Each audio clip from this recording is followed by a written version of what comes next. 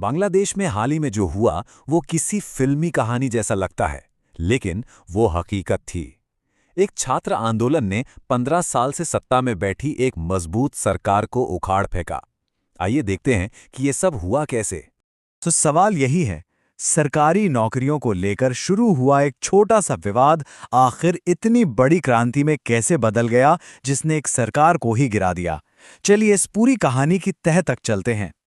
हर बड़ी आग की शुरुआत एक छोटी सी चिंगारी से होती है, और इस पूरी क्रांति की चिंगारी थी सरकारी नौकरियों का एक विवादास्पद कोटा सिस्टम।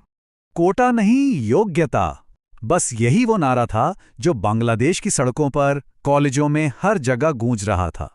ये सिर्फ एक नारा नहीं था, ये उन लाखों नौजवानों का गुस्सा था जिन्हें लग रहा था कि सिस्टम उनके भविष्य के साथ खिलवाड़ कर रहा है। तो आखिर ये कोटा सिस्टम था क्या जिसपे इतना बवाल मचा? जरा सोचिए, 100 में से 56 सरकारी नौकरियां पहले से ही रिजर्व थीं, और उसमें से भी 30% सीटें सिर्फ 1971 के स्वतंत्रता सेनानियों के वंशजों के लिए। मतलब साफ था कि मेरिट के लिए बची थी सिर्फ 44% सीटें। ये बात छात्रों के गले से नीचे नहीं उतर रही थी। और इस टेबल पर एक नजर डालिए कि बदलाव कितना बड़ा था। जून में मेरिट के लिए सीटें थीं सिर्फ 44%, लेकिन आंदोलन के दबाव में 1 महीने के अंदर सुप्रीम कोर्ट ने सिस्टम बदला और मेरिट की सीटें सीधी 93% पर पहुंच गईं। ये आंकड़े खुद ब खुद पूरी कहानी कह देते हैं कि छात्रों की मांग कितनी जायज थी। और फिर एक खुलासे ने इस आग में घी का काम किया। पता चला कि पिछले 12 सालों से सिविल सर्विस एग्जाम के पेपर लीक हो रहे थे। इससे छात्रों का सिस्टम पर से रहसा भरोसा भी उठ गया। उन्हें लगा कि जो 44% सीटें मेरिट के लिए बची भी थीं, वो भी असल में बेची जा रही थीं। तो ये कोटा विवाद तो सिर्फ एक चिंगारी थी, असल बारूद तो देश में सालों से जमा हो रहा था। चलिए देखते हैं कि वो कौन सी वजहें थीं जिनके कारण ये इतना बड़ा धमाका हुआ।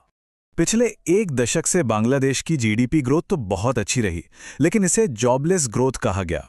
यानी देश तरक्की तो कर रहा था, पर देश के पढ़े लिखे नौजवानों के हाथ खाली थे, और यही खाली हाथ अब सरकार के खिलाफ उठने को तैयार थे। ये आंकड़ा देखिए, 41%। 2024 में बांग्लादेश के इतने युवा न तो कोई नौकरी कर रहे थे, न ही पढ़ाई, और न ही कोई ट्रेनिंग ले रहे थे। ये दुनिया के औसत से 2 गुना था। ये सिर्फ एक नंबर नहीं है, ये करोड़ों युवाओं की नाउम्मीदी की कहानी है। एक तरफ बेरोजगारी थी तो दूसरी तरफ कमर तोड़ महंगाई। जुलाई 2024 तक खाने पीने की चीजों के दाम 14% से भी ज्यादा बढ़ चुके थे। जब आम आदमी के लिए घर चलाना मुश्किल हो गया, तो छात्रों के इस आंदोलन को पूरे देश का साथ मिलना ही था। आर्थिक दिक्कतों के अलावा देश का सियासी माहौल भी घुटन भरा हो चुका था। एक के बाद एक 3 चुनाव विवादों में रहे। आवाज उठाने वालों पर डिजिटल सुरक्षा कानून का शिकंजा कसा जा रहा था। लोगों को लग रहा था कि 15 साल के राज के बाद सरकार तानाशाही की तरफ बढ़ रही है। और फिर वो हुआ जिसका डर था। चिंगारी भड़ककर आग बन गई। छात्रों का शांतिपूर्ण प्रदर्शन देखते ही देखते एक हिंसक क्रांति में बदल गया। चलिए उस विस्फोटक दौर पर एक नजर डालते हैं। ये शायद प्रधानमंत्री शेख हसीना की सबसे बड़ी गलती थी। 14 जुलाई को उन्होंने प्रदर्शनकारी छात्रों को रजाकार की औलाद कह दिया। रजाकार सिर्फ गद्दार शब्द नहीं है, ये उन लोगों के लिए इस्तेमाल होता है जिन्होंने 1971 की आज़ादी की लड़ाई में पाकिस्तानी फौज का साथ दिया था। इस एक शब्द में जले पर नमक छिड़कने का काम किया और आंदोलन की आग को और हवा दे दी। इसके बाद तो हालात बहुत तेजी से बिगड़े। शांतिपूर्ण प्रदर्शनों पर हिंसक कार्रवाई हुई और अबू सईद नाम के एक छात्र की मौत ने पूरे देश को हिला कर रख दिया। सरकार ने इंटरनेट बंद कर दिया, सेना को सड़कों पर उतार दिया, लेकिन लोग नहीं डरे। और आखिरकार 5 अगस्त को जब लाखों लोग ढाका की सड़कों पर उतर आए, तो प्रधानमंत्री शेख हसीना को इस्तीफा देकर देश छोड़ना पड़ा।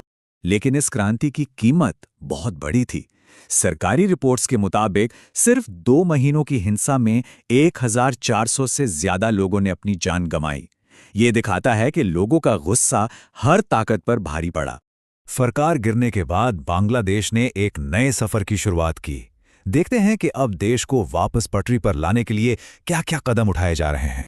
सरकार गिरने के बाद देश को संभालने के लिए नोबेल पुरस्कार विजेता डॉक्टर मोहम्मद यूनुस आगे आए।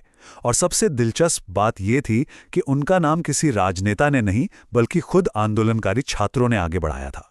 नई सरकार ने आते ही मानो पूरे सिस्टम की ओवरहॉलिंग शुरू कर दी। उन्होंने 6 सबसे जरूरी चीजों में सुधार के लिए आयोग बनाए।